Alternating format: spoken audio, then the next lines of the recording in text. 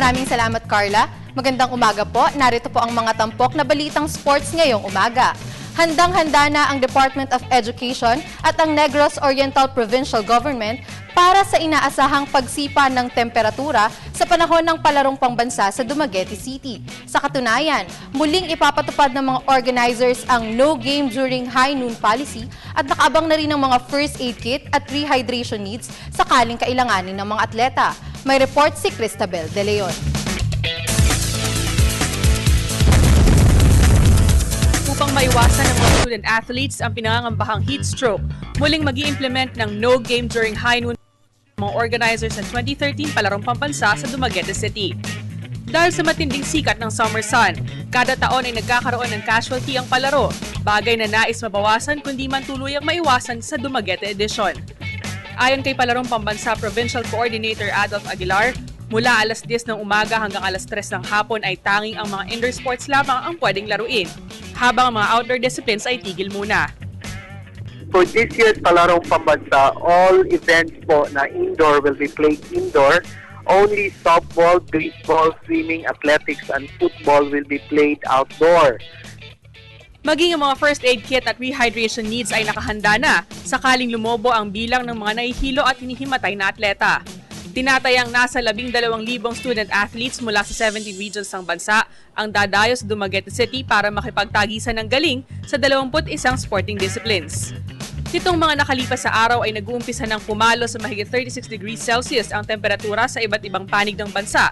Kaya naman todo suporta ang ilang mamamayan na aming nakausap ukol sa planong pagpapatigil ng mga outdoor games sa palarong pambansa tuwing katanghaliang tapat.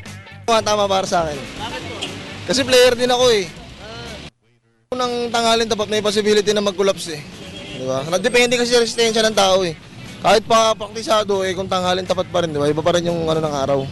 Kung para sa akin ngayong season na to dahil sobrang init niya, okay din naman kasi nalalagay sa yung kalusugan ng mga bata eh.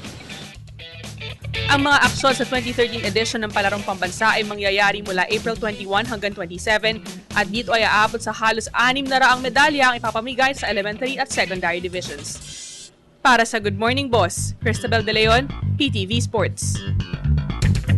Sa boxing, hindi pa rin nawawaglit sa isipan ni Pinoy Unified Flyweight Champion Brian Viloria ang makabawi sa kanyang dalawang tormentors. Ito'y sa kabila ng kanyang nalalapit na title defense kontra Mexican challenger Juan Francisco Estrada. Sa katunayan, inamin ni Viloria na balak niyang isunod kay Estrada ang alinman kina Carlos Tamara ng Colombia at Edgar Soza ng Mexico.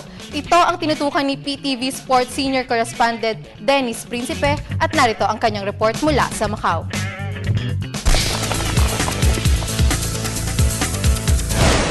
Bukod sa pagiging undisputed world champion, nais din ni Brian Viloria na maihiganti ang dalawang talo ng kanyang nalasap sa kabuuan ng kanyang karir.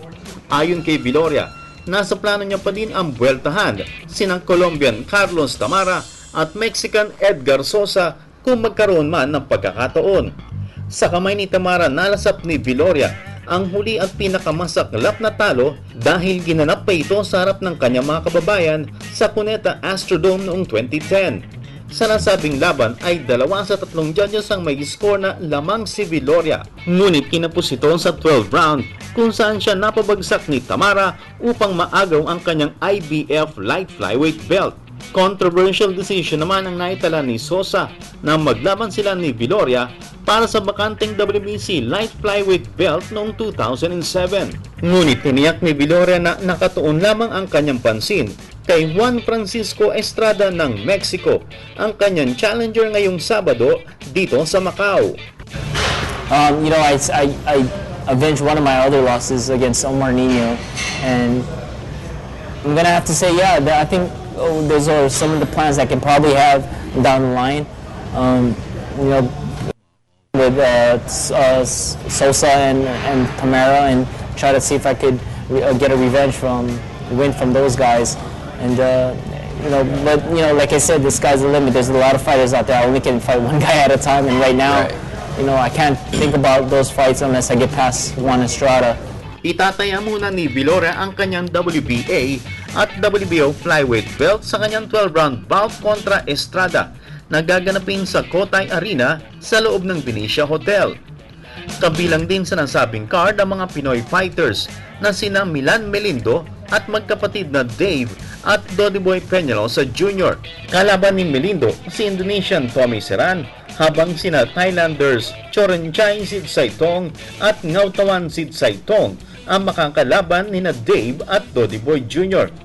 Kasama din sa event si two-time Olympic gold medalist Zhao Ximing ng China sa kanyang pro debut laban kay Mexican Eleazar Valenzuela sa isang 4-round affair.